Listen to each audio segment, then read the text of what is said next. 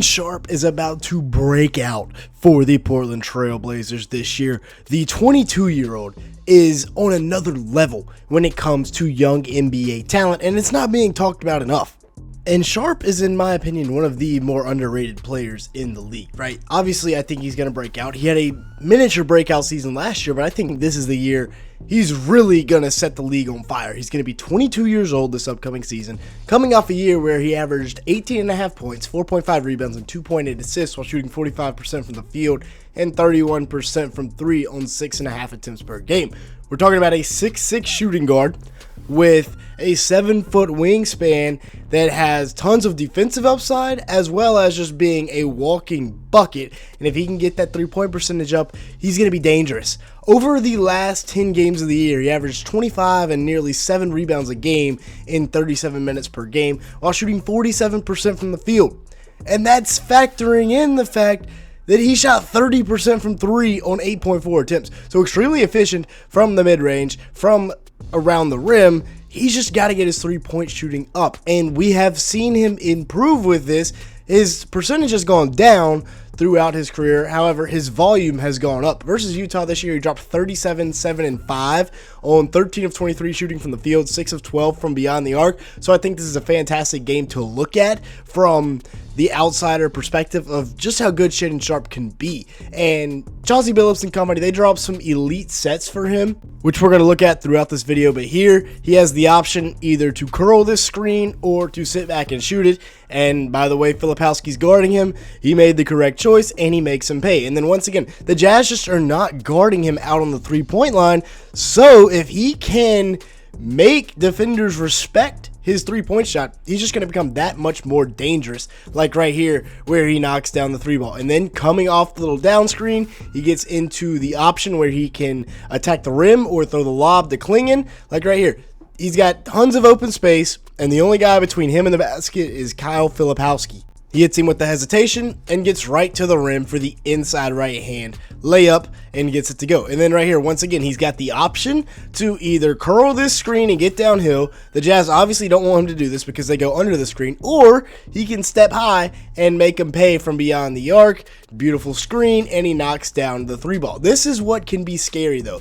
Operating in the mid-range, a little half spin fadeaway over Filipowski, that is dangerous. That is deep into his bag, and it's nearly unguardable, especially for a guy with a vertical like him that can elevate and knock down shots. Getting into the step back game over Oscar Tshiebwe as well. First off, why is Oscar Tshiebwe guarding this guy on the perimeter? Second off, that's a really tough shot right there. And then the best part of his game is the slashing. If he gets a mismatch, you can just go ahead and take the ball out of bounds going the other way, because he's going to get an easy bucket, like right here against Filipowski. Gives him a quick cross and gets to the rim a little bit too quick. It's kind of crazy how quick he can get to the rim. And then if help shows up, he can elevate and finish over the help. The shooting, like we've said throughout this video, is going to need to improve, but in this game versus the Jazz, it was looking more than all right. They're running a little horns action here. Once again, trying to get him on to Kyle Filipowski. It doesn't quite work out because the other defender takes him, but he's just going to get right into his bag and knock it down. Then same thing right here. Going to get back into the horns action, and he's going to make a beautiful read, finding Matisse Thybulle, who's going to go get the layup to go. As you can see right here, he comes off the screen,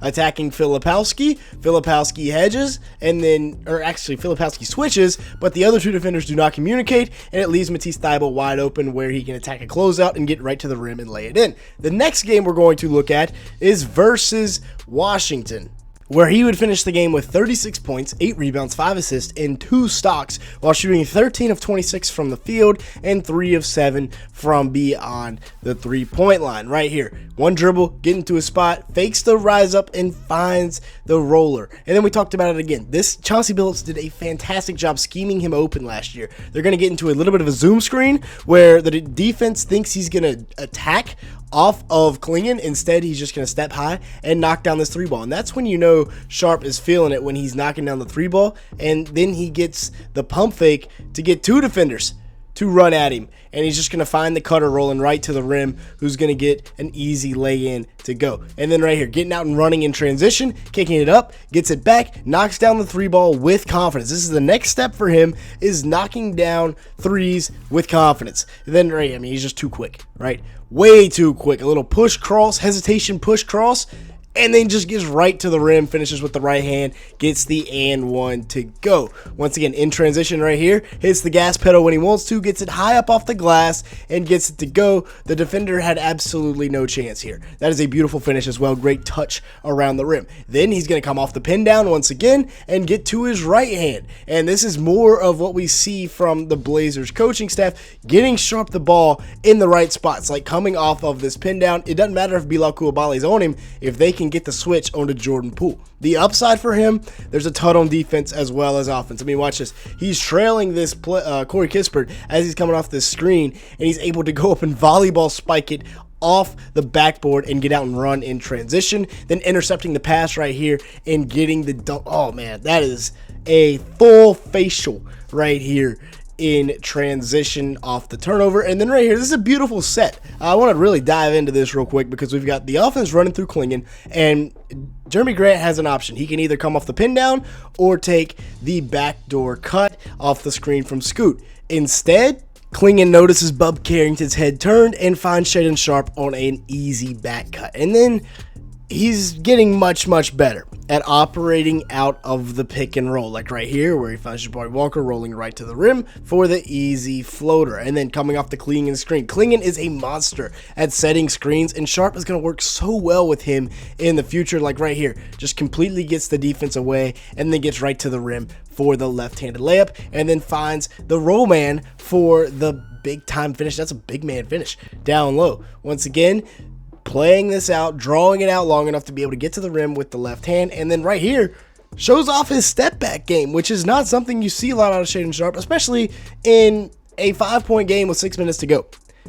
I'm really excited for Shaedon Sharpe this year, if you couldn't tell. Then you take a look at the rest of the Blazers roster here. Of course, the big headline from this offseason is they get back Dame, as well as a lot of the assets they still have from trading Dame. Last year, he averaged 25 and 7 in 36 minutes a game, shot 45% from the field, 38% from three. They have Deni Avdija. Of course, Dame's not going to play any next year, but Avdija will, and Avdija is playing very well. Just released a video on him talking about the Eurobasket. If you want to go check that out, he averaged about 17, 7, and 4 last year on 48% shooting from the field, 37% from three, close to 6 attempts. What was a very good season for Deni. Then you have the rookie Hansen Yang from China, who looks like the Chinese Jokic. I mean, he is a fantastic passer. Look at the vision right here. He's got some good rim protection because he is 7'1", by the way.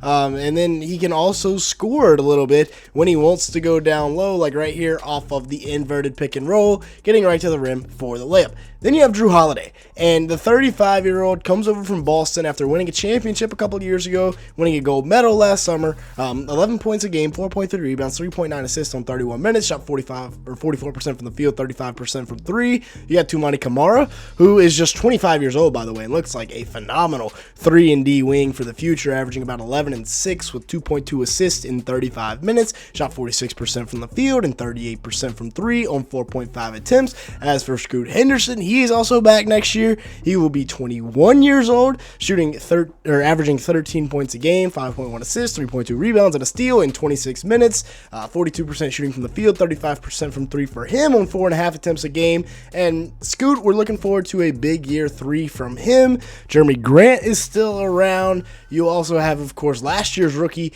Donovan Clingan, the big 7-footer who we talked about should be growing well with Shaedon Sharpe. Yeah, it's going to be a big time year for the Portland Trailblazers. If you did enjoy today's video, make sure to the like button, leave me a comment down below, and hit that subscribe button. And yeah, thank you so much for watching today's video.